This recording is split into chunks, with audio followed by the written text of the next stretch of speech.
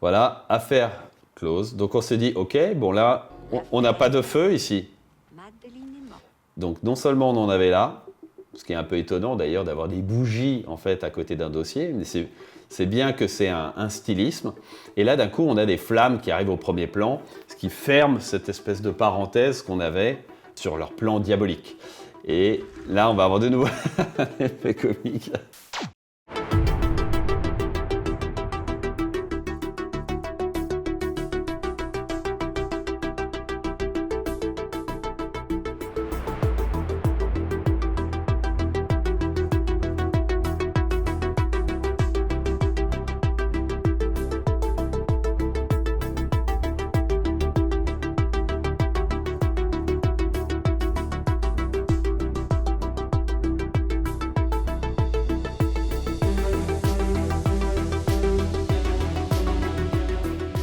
Amis réalisateurs et cinéphiles, bonjour, vous êtes sur Que de Point de Vue. Aujourd'hui, nous allons analyser un nouveau film de Robert Zemeckis, La mort va si bien. Pendant longtemps, j'ai considéré que c'était un film sympathique de Robert Zemeckis, mais un film mineur, alors que maintenant, en le revoyant, je me suis rendu compte que le film avait franchement pas mal de prouesses techniques évidemment, mais d'ingéniosité. Franchement, ce film est très malin.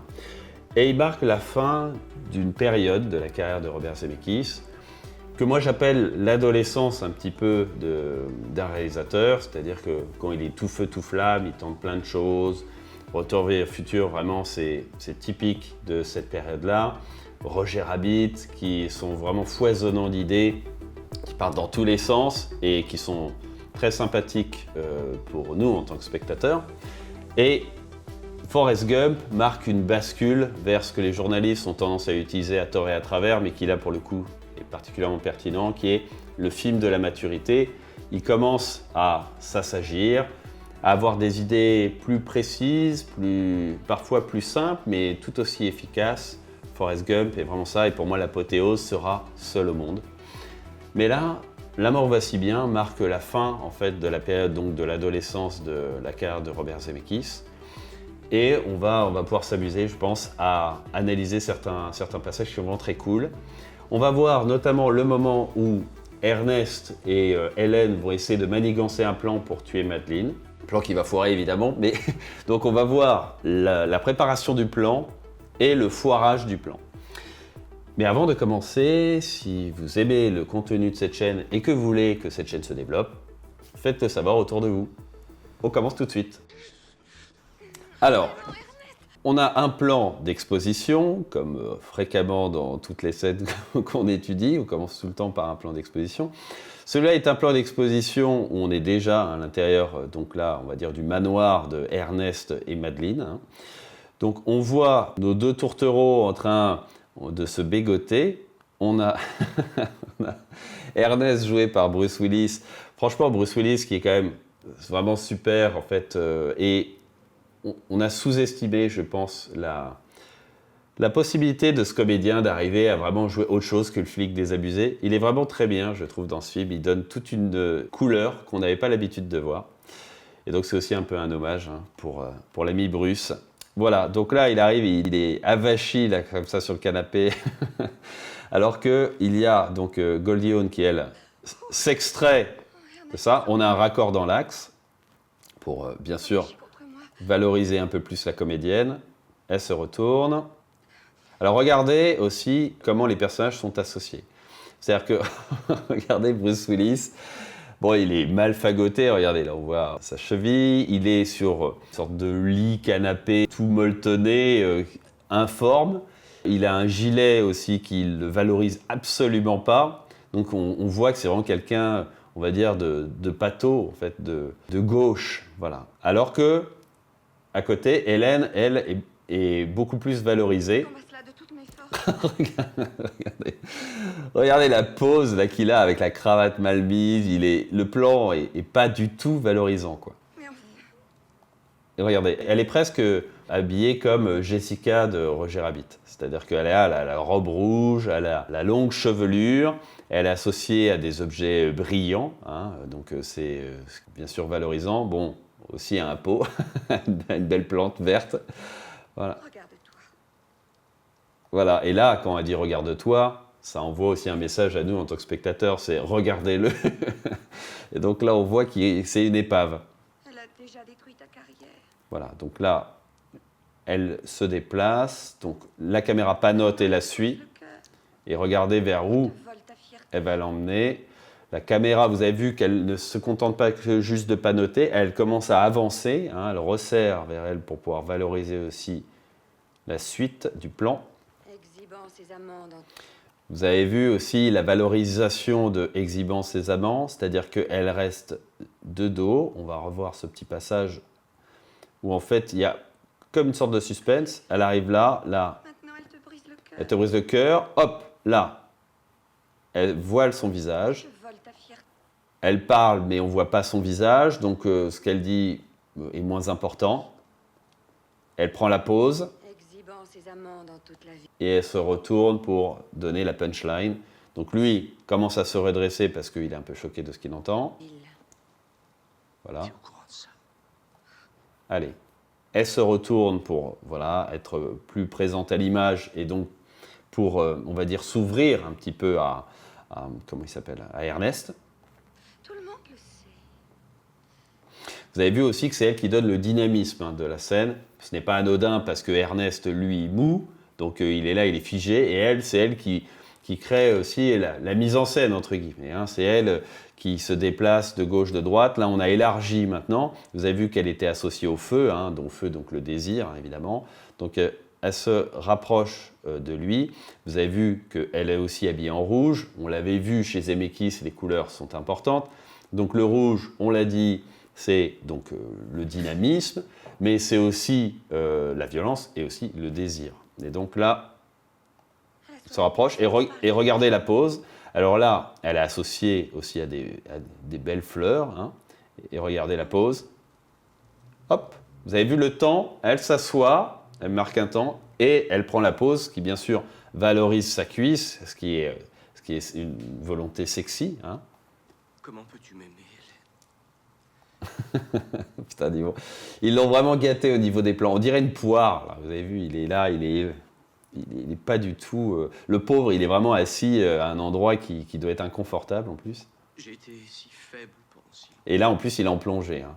C'est-à-dire mais elle le domine. Elle est vraiment au-dessus. J'aurais dû divorcer il y a longtemps avec Madeleine. Et voilà, regardez le temps.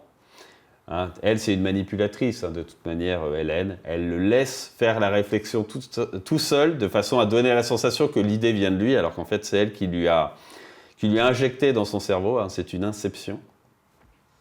Vous avez vu le raccord, hein, raccord mouvement, donc, qui s'est fait sur son redressement. Et bon Dieu, c'est exactement ce que j'ai... C'est à lui de mener la danse. C'est lui qui, maintenant, est dynamique, enfin immobile, on va dire, et elle qui est statique, mais vous allez voir que ça ne va pas durer. faire à la première heure demain matin. Elle se déplace. Je vais te descendre. Donc là, on l'a de dos. Un peu comme Hélène quand elle avait été de manière symétrique, mais elle du côté de la cheminée, et qu'elle s'était retournée après pour valoriser en disant exhibant ses amants dans toute la ville. Là, on va voir, lui, sur quoi ça va être valorisé. Ville, et je vais obtenir le divorce avec Madeleine Ashton. Ernest, Bon, voilà.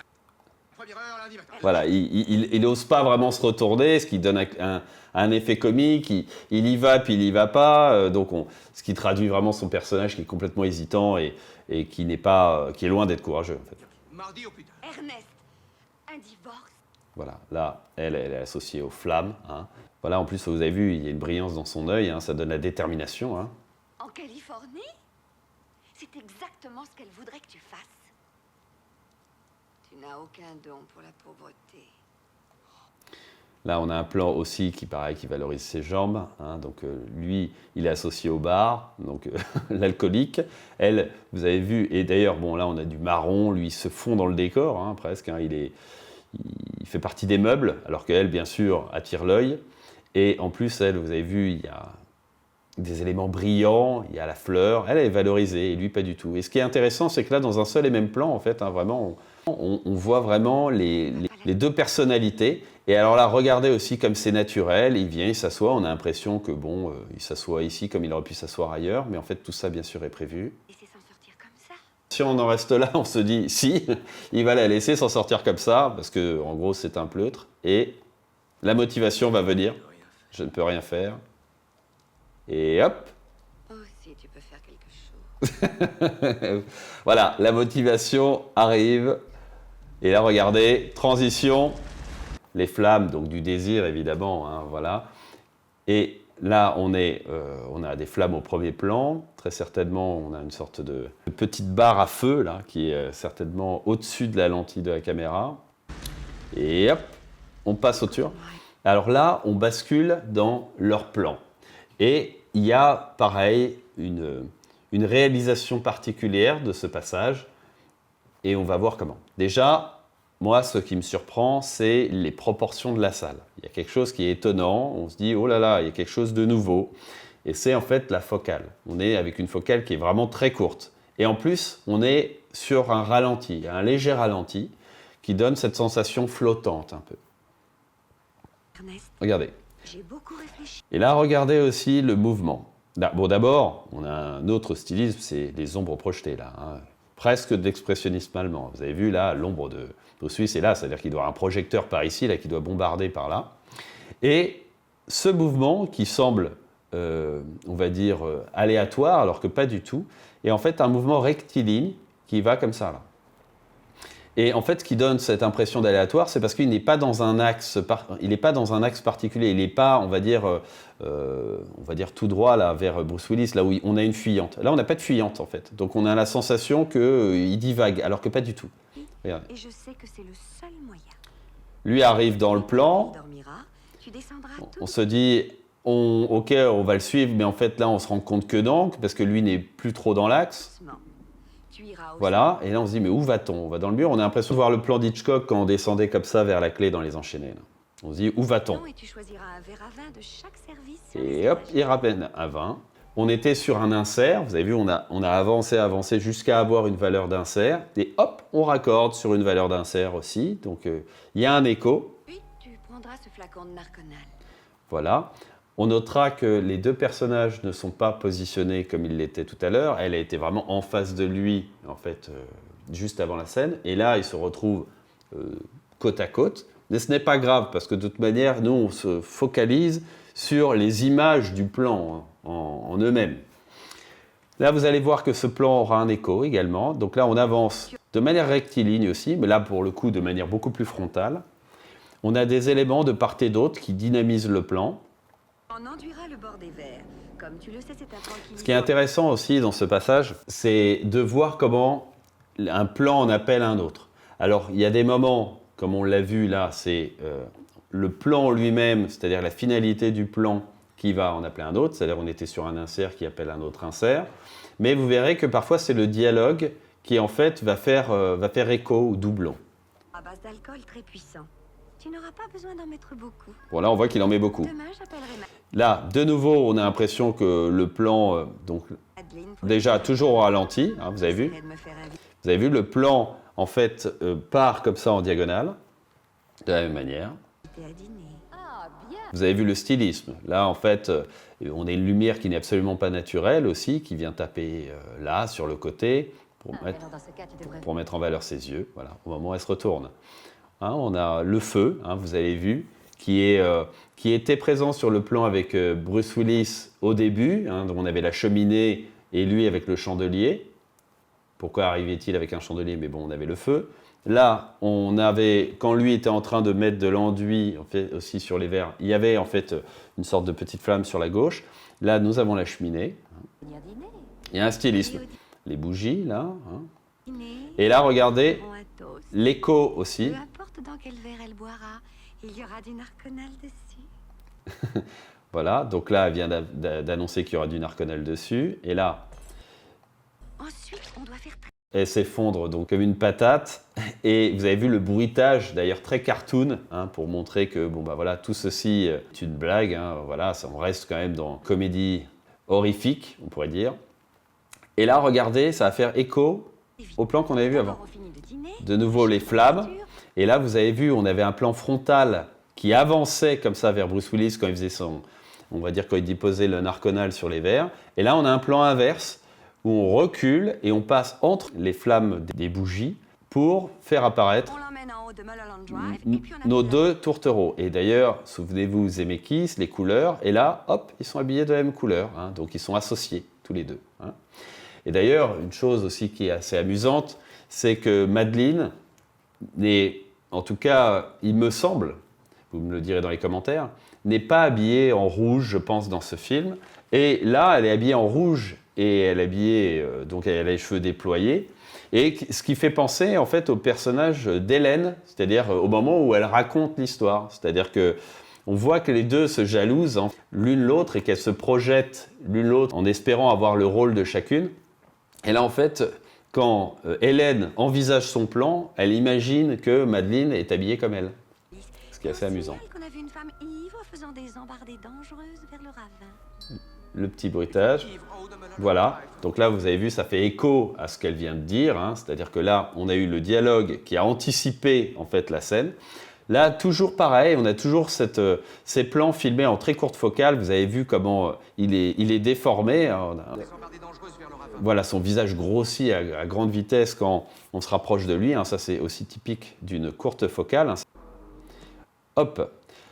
J'avais cru qu'ici, au départ, c'était une ombre de cadreur, mais en fait, c'est une ombre d'un arbre, je pense. Il pose Ensuite, on l'installe Madeleine. et on fait comme si elle avait Un petit peu trop bu. Donc là, on voit deux bouteilles. On se dit, oui, effectivement, elle a peut-être un peu trop bu. Et là, vous avez vu la gradation. Boum, plein de bouteilles. Donc évidemment, c'est un effet comique hein, qu'on avait vu d'ailleurs dans Les Enchaînés de Hitchcock. Donc, elle balance ses bouteilles. Là, le plan n'a pas coupé. Et le gant noir, hein, évidemment, donc pour pas laisser de traces. Tu comprises? On cut, on arrive ici et On coince son pied sur l'accélérateur. donc là, la voix nous dit ce qu'on doit anticiper On lui accroche les mains. avec la bouteille, donc ça c'est vraiment assez drôle. Et là, le petit mouvement, comme si on ouvrait une poubelle, en fait, voilà, il y a quelque chose de désinvolte là qui se passe. Allez, bon débarras, la caméra avance.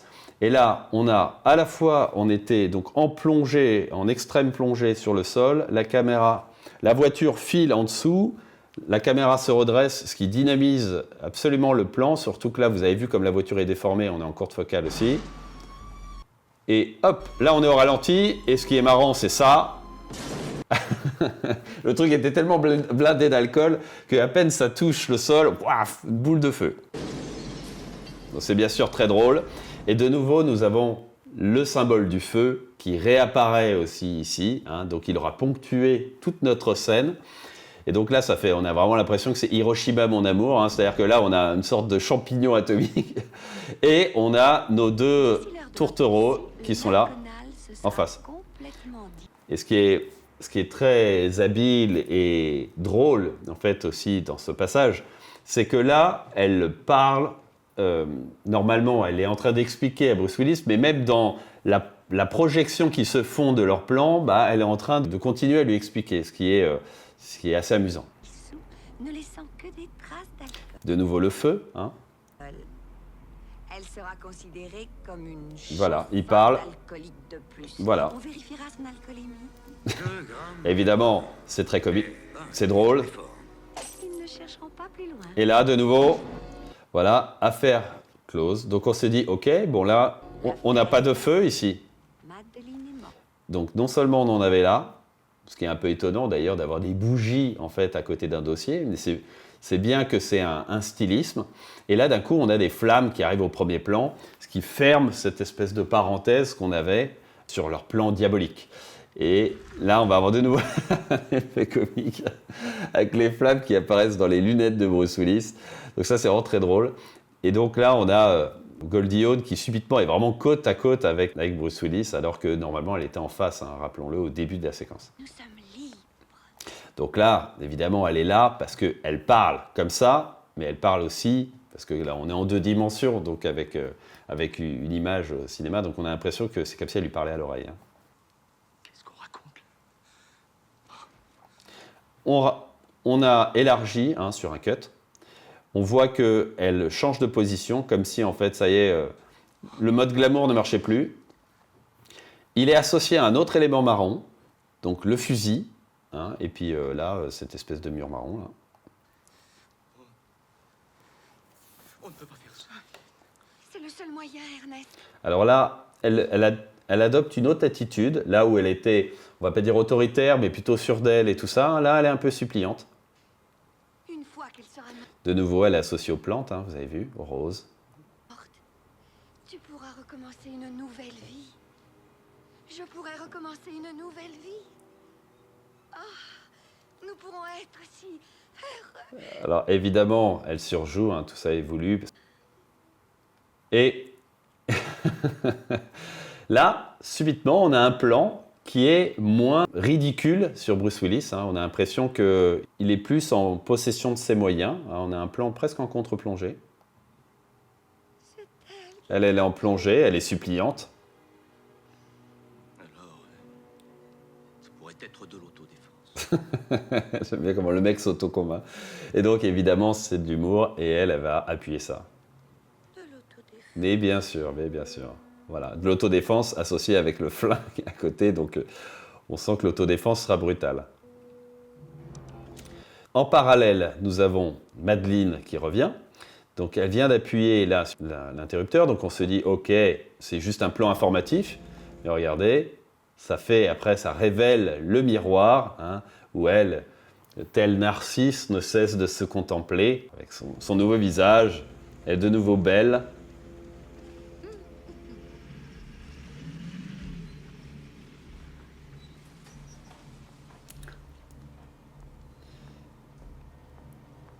Et elle qui vient de passer, elle passe, mais on a l'impression qu'elle est encore en représentation, c'est-à-dire qu'elle porte bien son petit manteau blanc, là, tout ça, elle est élégante, hein, alors que bon, elle pourrait se dire, bon, je suis seule, je peux me barrer en le prenant sous le bras, mais non, elle se déplace comme si elle était en représentation.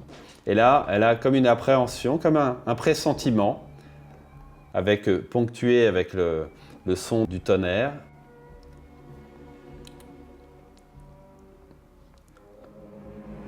Allez, là nous avons le début d'un plan séquence qui est assez intéressant, nous allons le voir tout de suite. Alors, elle ouvre la porte. Elle se mire de nouveau donc, dans un miroir. La caméra se rapproche d'elle, donc là on se dit ok, là c'est un plan uniquement pour elle, c'est ce que l'on croit. Mais non, on se rend compte que c'était un justificatif de mouvement pour passer le témoin, on pourrait dire, à Ernest, qui est dans le fond de l'image. Lui, il n'est pas valorisé, hein, il y a de l'air au-dessus, il n'est même pas au centre de l'image. Et en plus, il y a une marche contrebasse, ce qui le rapetisse d'autant plus. Je vais poser un truc aussi, que fait-il? Et hop, le plan repart dans l'autre sens.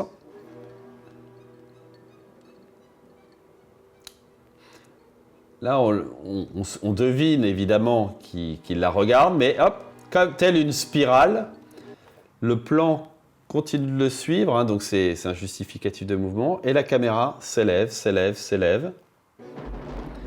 Bon, d'éclair, voilà. Donc là, on a tous les codes du film d'horreur, on va dire de la Hammer, hein, des films d'horreur de l'époque. Précision aussi, Robert Zemeckis a toujours voulu faire un film d'horreur. On ressent en fait des codes de films horrifiques.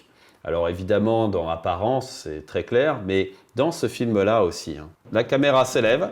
Là, ici, nous avons ce qu'on appelle une audience cam, c'est-à-dire que là, le mouvement n'est justifié par plus rien. Hein. Donc, et hop, elle rentre dans le champ pour finalement cutter. Voilà. Donc là, ça a permis de spatialiser aussi nos personnages. On a compris qu'il y en a un qui était en contrebas et l'autre qui était en hauteur dans la chambre. De nouveau, des miroirs partout. Hein.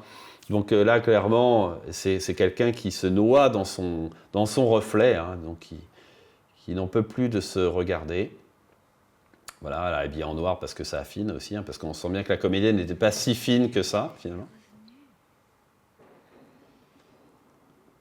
Alors, elle met son petit châle. Et là, pareil, on a un plan long. Et regardez, là, on est assez serré dessus. Et boum, apparition d'Ernest. Donc, évidemment, c'est surprenant. Donc, on a tendance à avoir un mouvement de recul. On apprécie aussi le stylisme de nouveau. Vous avez vu, elle est associée à une chambre un peu bonbon, hein, un peu, voilà, maison de poupée. Il faut qu'on parle. Prends donc un des- Alors que lui, c'est plus rustique. Et puis surtout, regardez, là, il n'a pas envie de plaisanter, là. derniers verres et va au lit. C'est ça que tu voudrais, Madeleine. Tu voudrais me voir me saouler, moi aussi. Alors de nouveau, on va avoir un plan long, là. Alors, Tu ne me piqueras pas tout mon fric. vous avez vu, en fait, que tout naturellement, Bruce Willis a posé le verre là sur le petit meuble. Donc on pourrait se dire oui, bah pourquoi pas. Sauf que ça aura une importance, je ne vais pas dire capitale, mais par rapport à la mise en scène, il était important qu'il n'ait pas de verre dans les mains. Donc là, il essaye de lui barrer le passage. Hein, donc il vient entre nous et la comédienne hein, pour l'empêcher de passer. Ah, de quoi est-ce que tu parles? Elle le T'aurais dû contourne. travailler pour la dernière fois, Madeleine. Je veux dire, un vrai boulot. Tout ce qui te reste, tu me le dois depuis longtemps. Ton De nouveau, il la prend en sandwich, mais cette fois-ci, c'est elle qui est bloquée entre la caméra et Bruce Willis. Hein, on a donc Bruce Willis, lui, de face, alors que tout à l'heure, c'était elle qu'on avait de face, de 3/4 face. T'as changé de coiffure? Ça, c'est assez marrant, parce qu'évidemment, ça, c'est une réaction typiquement masculine, c'est-à-dire on se rend compte de rien.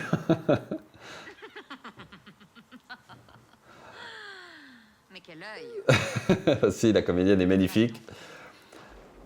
Réaction qui était très bien jouée.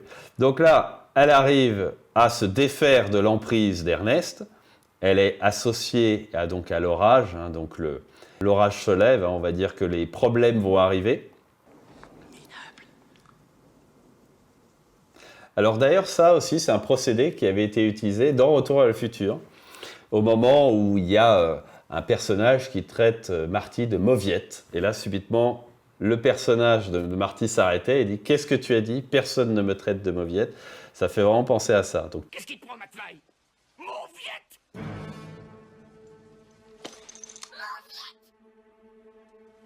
De quoi tu m'as traité, Griff?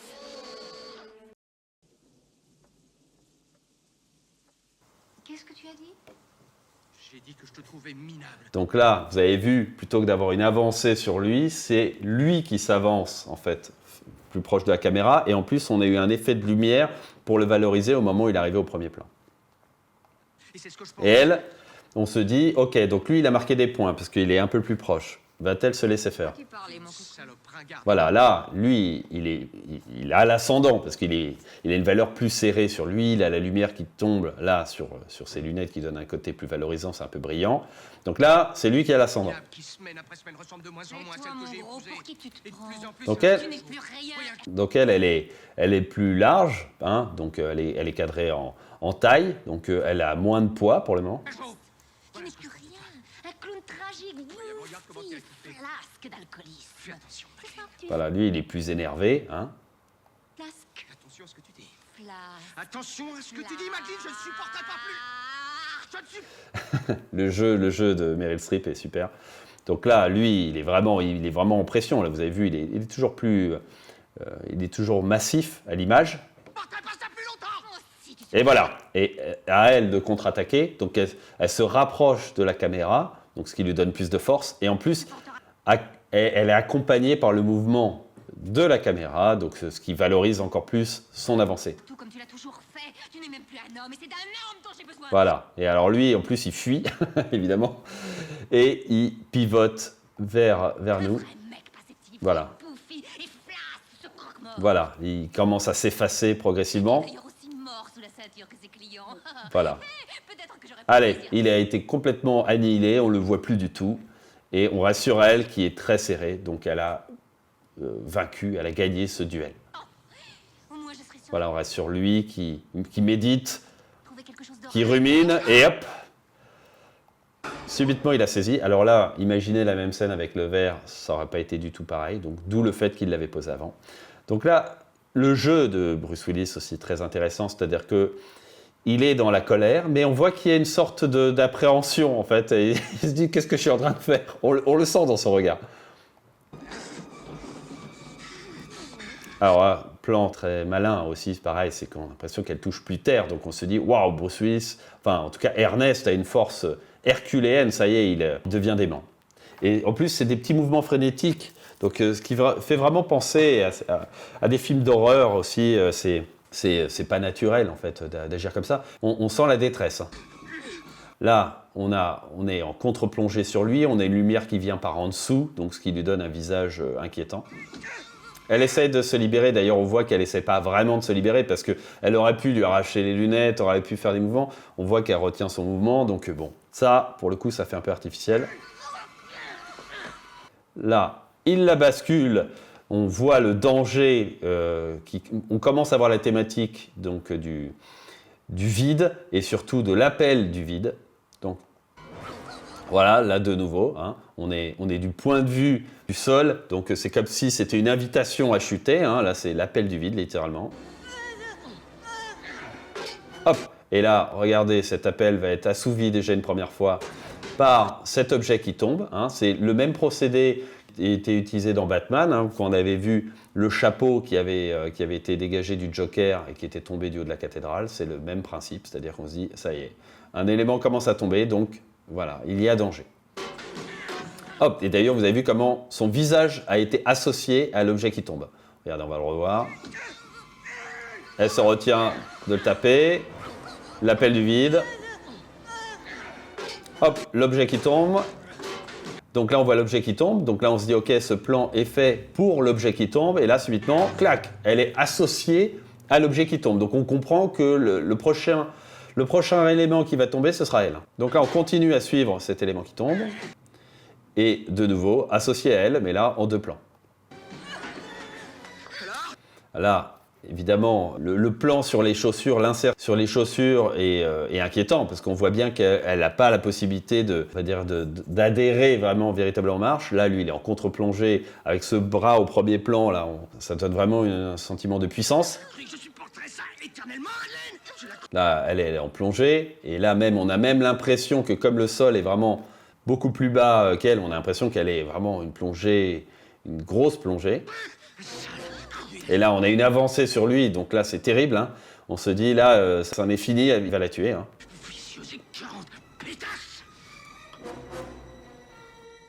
Vous avez vu la latence?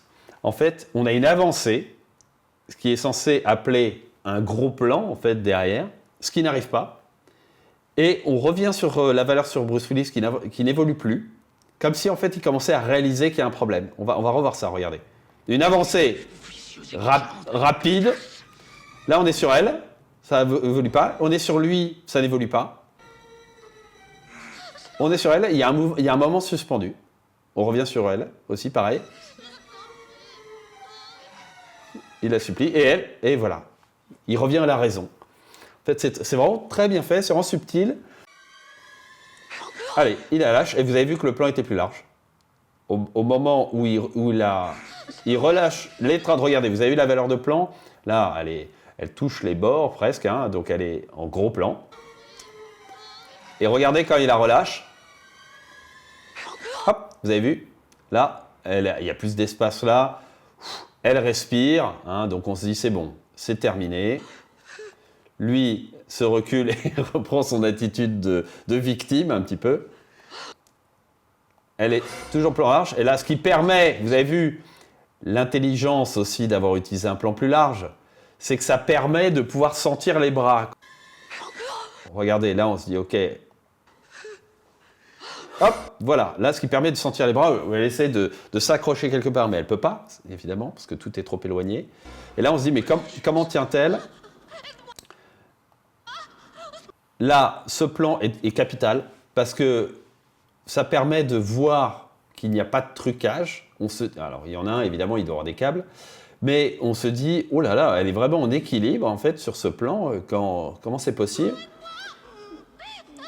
Qui va être justifié par ça. Où là, on se dit, ok, là, avec son talon, elle arrive à bloquer comme ça. Donc cette main, ce qui fait penser à la main aussi, dans la manière dont c'est cadré dans Les Enchaînés, quand il y a le gars qui avance sa main vers les mains de Ingrid Bergman pour savoir où on se dit va-t-il trouver la clé ou pas. Donc là, c'est le même procédé. Il avance la main comme ça.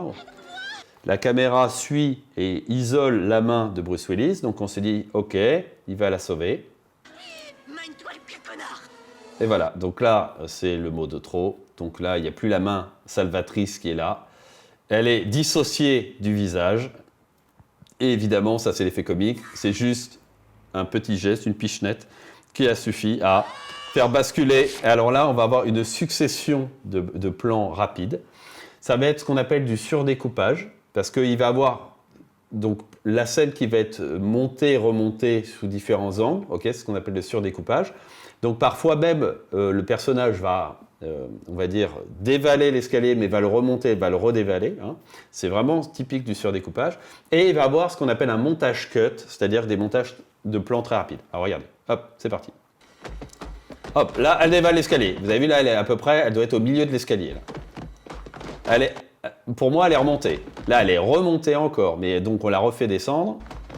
Là, elle est vers le bas de l'escalier. Là, on la voit sur la fin de l'escalier, mais on revoit la fin de l'escalier.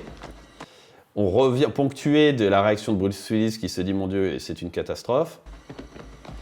Allez, elle arrive enfin sur le bas de l'escalier. Là, c'est le plan de spatialisation. Ce sera difficile de tricher à partir de ce moment-là. Et hop, on termine sur le plan final qui est comme un cut-coup. Boum, elle arrive au sol. Elle est complètement désarticulée. Donc là, on se dit, c'est terminé. Et d'ailleurs, vous allez voir que c'est parfaitement maîtrisé de nouveau. C'est-à-dire que là, on a une succession de plans rapides. Donc on est abreuvé de plans. Il y a une sorte d'hystérie à ce moment-là, qui va être mis au service d'un plan séquence qui va arriver. Donc là, voilà, on a le rythme se ralentit, vous avez vu, on a des plans un peu plus longs, qui vont être de plus en plus longs. Donc là, on a ce plan qui est déjà un peu plus long. Là, vous avez vu l'ombre projetée, hein, on est encore dans quelque chose qui pourrait s'apparenter à l'expressionnisme allemand. Et là, regardez, là, on est sur un plan qui est un plan long, en fait. Hein. Vous allez voir comment le plan est composé, c'est vraiment très bien fait. Donc là, il descend les marches, l'air de rien. Donc on pense qu'il va avoir un cut, mais non. La caméra descend, on voit une jambe. Donc là, on pourrait se dire aussi, c'est pareil, le plan pourrait s'arrêter là. On se dit, ok, elle est morte. Non, la caméra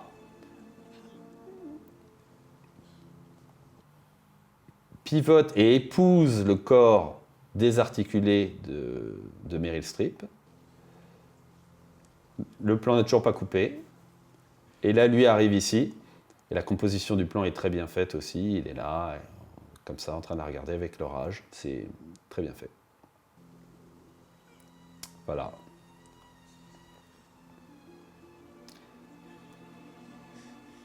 Il prend le pouls pour en être sûr. Et comme une réponse, hein, on a le tonnerre. Donc on comprend qu'elle est morte. Hop, on raccorde sur ce qui va être un plan séquence, qui va être très malin. Parce que là, comme on l'a dit, on a eu beaucoup de plans qui sont arrivés, qui ont commencé à ralentir, un peu comme la tension, comme l'adrénaline qui descend en fait auprès de Bruce Willis, enfin du personnage d'Ernest. Et là, il avance. Donc là, la caméra ne va pas couper. Il saisit le téléphone. Suite au 110, s'il vous plaît. Hélène, c'est moi, Ernest Menville. Je l'ai fait. Je ne m'en croyais pas capable, mais je l'ai fait. Je l'ai poussée dans les escaliers. Elle est absolument raide morte. Elle m'a dit des choses. Alors, ce qui est marrant, ça va être... Je l'ai fait, je ne m'en croyais pas capable. Donc là, vous avez vu la longueur du plan. Hein. Donc ce plan va être réutilisé. C'est un plan matriciel qui va être utilisé vraiment un maximum. On est libre, Hélène. Et regardez le cut. Elle a la nuque brisée, elle n'a plus de peau et elle est morte. Ce cut me fait toujours trop rigoler. C'est-à-dire que, en fait, on a un personnage qui est un peu frénétique, un peu hystérique et tout, et puis il y a elle qui est là, donc décadrée, avec ses bougies. On a l'impression que là, elle est en train de vouer un culte pour essayer de tuer l'autre. Juste Do It qui est là avec ça. Et puis elle. Enfin bon, c'est vraiment très drôle. Et donc il lui dit, attends. Quelle est exactement la partie de notre plan que tu n'as pas saisi, Ernest? Voilà. Et donc elle était là, lui est là, donc on voit qu'ils regardent pas dans la même direction, donc on comprend que bon bah voilà, il y a un truc qui cloche. Parce qu'on a déjà tout passé en revue. Et là, revenons ici. Et alors là, vous avez vu la jambe qui bouge. Donc ça, c'est l'effet guignol que nous avions vu en fait dans E.T. C'est-à-dire qu'il y a un élément que nous, en tant que spectateurs, on voit, que le personnage principal ne voit pas, et comme dans Guignol, où là, normalement, les enfants disent « Attention, Guignol, derrière toi, il se passe quelque chose ». Là, nous, on a envie de le dire au personnage, évidemment. Il ne nous entend pas, mais c'est le même principe. Non, Hélène, tu ne comprends pas. C'est arrivé, je veux dire, c'est un accident, c'est mieux qu'un accident. Et vous avez vu aussi comment c'est malin, c'est-à-dire qu'elle bougeait, elle s'est arrêtée de bouger pour que quand lui se retourne, il a la sensation que rien ne se passe. Donc là, vraiment, ça joue vraiment sur le fait, va-t-il s'en rendre compte ou pas, hein. Nous, en tant que spectateurs, on est là, on se dit « Oh mon Dieu, qu'est-ce qui est en train de se passer ? Elle est censée être morte, mais elle continue à bouger, il y a un problème. » La musique de film d'horreur qui arrive derrière, Tu ne crois pas que ça va paraître bizarre que tu m'aies appelé à... regardez. Là aussi, très, très malin de la part de Zemeckis, c'est-à-dire qu'on a vu qu'il y avait quelque chose d'horrible qui est en train de se passer derrière, et là, Bruce Willis, en se redressant, masque donc le personnage derrière, donc c'est un intensificateur, c'est-à-dire qu'on se dit, on aimerait voir ce qui se passe. En plus de ça, vous avez vu qu'il y a aussi un autre intensificateur, c'est le flou, c'est-à-dire qu'il n'y a pas la netteté sur Meryl Streep, donc on ne sait pas exactement dans quel état elle est, on est inquiet. Tu as raison. Et subitement, il se décale, donc de nouveau, on revoit le personnage, Il faut que je les appelle maintenant. et là, elle se redresse. Alors, écoutez bien aussi le dialogue, parce qu'évidemment, il y a un jeu là-dessus. Alors, Ça, c'est marrant aussi. Bon, j'ai trouvé. Où est le corps? il est au pied de l'escalier. Fais l'escalier, bien, ne le bouge pas. Ne le bouge pas, et évidemment, le corps est en train de bouger, donc ça, c'est assez marrant. Dès qu'on aura raccroché, tu appelles la police. D'accord. Tu leur dis que tu étais au téléphone avec moi quand tu as entendu un horrible cri. Tu t'es retourné et tu as vu Madeleine dévaler l'escalier. Tu t'es retourné et tu as vu Madeleine, donc c'est exactement ce qui va se passer. Il va se retourner et il va voir Madeleine, et on va voir le cut, qui est bien sûr attendu, parce que là, on est sur un plan long, donc on attend le cut. Dès qu'il y a un plan long, ce qui est important, c'est le cut après, hein, parce qu'il va être très puissant. Et là, celui-là sera très puissant. Tiens-toi à cette version parce que s'il vérifie le détail des communications, ça confirmera ce que tu auras dit. D'accord. Ah, une chose tout de même, l'heure de la mort, est-ce qu'ils peuvent s'en servir pour prouver que le coup de fil a eu lieu après? Ah non, c'est très difficile. Donc là, on essaie d'identifier un petit peu le corps de Madeleine. On se dit, attends, il y a quelque chose qui ne va pas. Et elle est encore dans le flou, donc c'est inquiétant. De déterminer une mort à quelques heures près.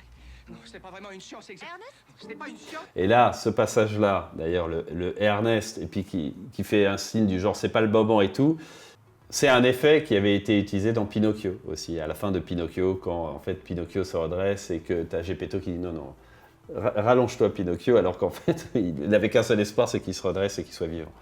Là. C'est exact. Ernest? Et attention le cut. Tu m'as poussé dans l'escalier. Et là, on a un cut. Donc, évidemment, extrêmement puissant parce qu'on a eu un plan long. Donc, c'est comme si on armait un coup et bam, d'un coup, on a le coup qui arrive. On a l'éclair qui arrive, donc qui dynamise. La réaction de Bruce Willis complètement excessive. Et un mouvement de caméra, lui qui se recule, et regarde le mouvement de caméra. Et en plus, qui percute les éléments du décor, et ce qui est un amplificateur supplémentaire. Voilà. On va s'arrêter là. Bon, déjà, la vidéo, je pense, est suffisamment longue. J'espère que ça vous aura intéressé. J'espère d'ailleurs que si ce film, vous considériez que c'était un petit film mineur de Zemeckis, que ça vous a donné envie de le revoir. En tout cas, moi, ça m'a fait plaisir de le redécouvrir. Si vous souhaitez que j'analyse d'autres films, dites-le moi dans les commentaires. Dans 2 semaines, j'analyserai Truman Show de Peter Weir. D'ici là, à bientôt. Ciao.